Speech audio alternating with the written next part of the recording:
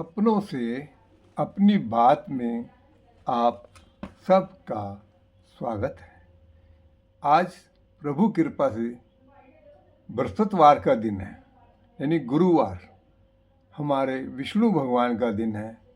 इस दिन बहुत से लोग व्रत रखते हैं और केले का पूजन करते हैं और इतना तक करते हैं कि बृहस्पतिवार को केले का सेवन नहीं करते। तो इन सब बातों को ध्यान में रखते हुए मैं आज आपके पास बृहस्पतिवार की कथा का विवरण करने आया हूँ कि कभी किसी का संयोगवश कथा नहीं मिलती है तो मेरा वीडियो निकाल के उस कथा को सुने और अपना व्रत का आरंभ करें। और ये कथा बहुत शॉर्ट में कर रहा हूँ ताकि आपको ज़्यादा समय ना लगे। आजकल के समय के हिसाब से लोगों के पास टाइम नहीं है। वैसे तो कथा लंबी चौड़ी है, लेकिन मैं इसका छोटा सा विवरण कर रहा हूँ, उसको आप ध्यान से सुने एवं देखें। बृहस्पतिवार की कथा।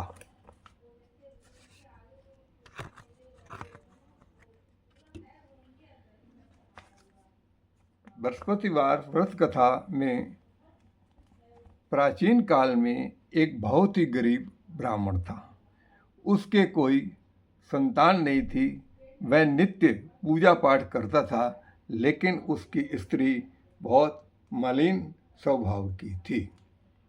वह ना तो स्नान करती और ना ही किसी देवी देवता का पूजन करती थी। वह सुबह उठते ही सबसे पहले भोजन करती, बाद में कोई अन्य कार्य करती। इससे वह ब्राह्मण बहुत दुखी रहता था। वह अब पत्नी को बहुत समझाता पर कुछ नहीं सुनती। भगवान की कृपा से ब्राह्मण की पत्नी के एक कन्या उत्पन्न हुई। बड़ी होने पर वह कन्या नित्य प्रातः स्नान करके भगवान विष्णु की पूजा करती थी और बृहस्पतिवार का व्रत भी करती थी। पूजा समाप्त कर विद्यालय जाती तो अपनी मुट्ठी में जौ भर के ले जाती और विद्यालय के मार्ग में डालती जाती। विष्णु भगवान की कृपा से वह सारे जौ सोने के हो जाते तो वह विद्यालय से लौटते समय उन्हें बीन कर घर ले आती। एक दिन वह बालिका उन सोने के जौ को धूप में फटक कर साफ कर रही थी। तभी उसके पिता ने कहा, बेटी, सोने के जौ को फटकने के लिए तो सोने का सूप होना चाहिए। अगले दिन बृहस्पतिवार था। उस बालिका ने व्रत रखा और बृहस्पति देव से प्रार्थना की कि हे प्रभु, मैंने सच्चे मन से आपकी पूजा की है तो मुझे सोने का सूप दे दो। बृहस्पतिवार के दिन बृहस्पति देव ने उसकी प्रार्थना को स्वीकार कर लिया। प्रतिदिन की तरह वह बालिका जौ फैलाती हुई विद्यालय चली गई। विद्यालय से लौटकर जौ बीनते समय उसे बृहस्पति देव की कृपा से सोने का सूप मिल गया। उसे घर लाकर वह उससे जौ साफ करने लगी। एक दिन वह कन्या सोने के सूप में उन सोने के जौ को साफ कर रही थी। उसी समय उस नगर का राजकुमार वहाँ से गुजरा। इस कन्या के रूप, शील और गुणों को देखकर वह उस पर मोहित हो गया। राजमहल लौटकर उसने भोजन और जल त्याग दिया।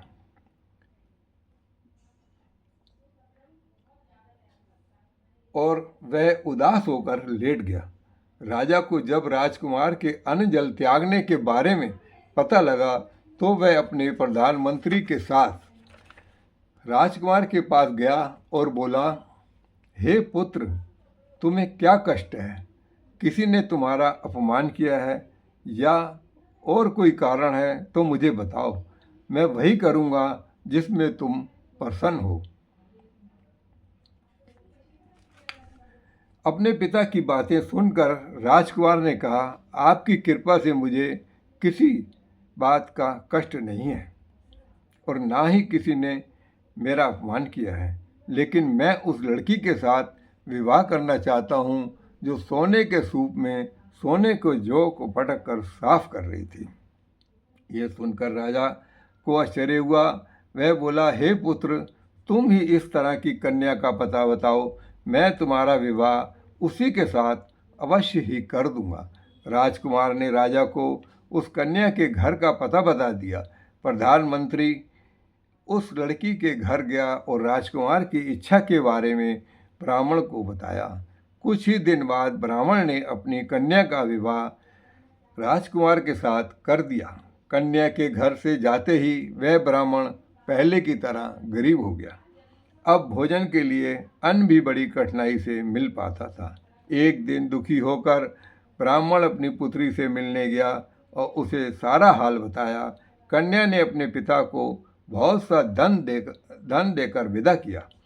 इस प्रकार ब्राह्मण का कुछ समय सुखपूर्वक बीता, लेकिन कुछ दिनों बाद फिर वही हाल हो गया। ब्राह्मण फिर अपनी कन्या के यहाँ गया और सारा हाल बताया तो उसने कहा, हे पिताजी, आप माता जी को यहाँ लाइए, मैं उन्हें विधि बता दूंगी जिससे हमेशा के लिए आपकी गरीबी दूर हो जाएगी। अपनी माँ को समझाते हुए कहा। ब्राह्मण घर गया और अपनी पत्नी के साथ लेकर अपनी पुत्री के पास पहुंचा तो पुत्री ने अपनी माँ को समझाते हुए कहा, हे माँ, तुम प्रातःकाल उठकर सबसे पहले स्नान आदि करके विष्णु भगवान का पूजन किया करो तो तुम्हारे घर की सारी दरिद्रता दूर हो जाएगी। लेकिन उसकी माँ ने उसकी बात नहीं मानी। एक दिन उसकी पुत्री को बड़ा गुस्सा आया। उसने रात में एक खाली कोठरी में अपनी माँ को बंद कर दिया। प्रातःकाल उसे निकालकर और स्नान आदि करा के पूजा पाठ करवाया और उस ब्राह्मणी की बुद्धि ठीक हो गई। अब वह नियम से पूजा पाठ करती और प्रत्येक बृहस्पतिवार को व्रत रखती। इस व्रत के प्रभाव से ब्राह्मण और ब्राह्मणी भी बहुत धनवान और सुखी हो गए तथा बृहस्पति देवता के प्रभाव से इस लोक का सुख भोग कर वे दोनों स्वर्ग को गए। बोलो विष्णु भगवान की जय, बांके बिहारी लाल की जय, मेरे कन्हैया लाल की जय। अब बृहस्पति देवता की आरती। ओम जय बृहस्पति देवा, स्वामी जय बृहस्पति देवा, छिन छिन भोग लगाओ कंदली फल मेवा।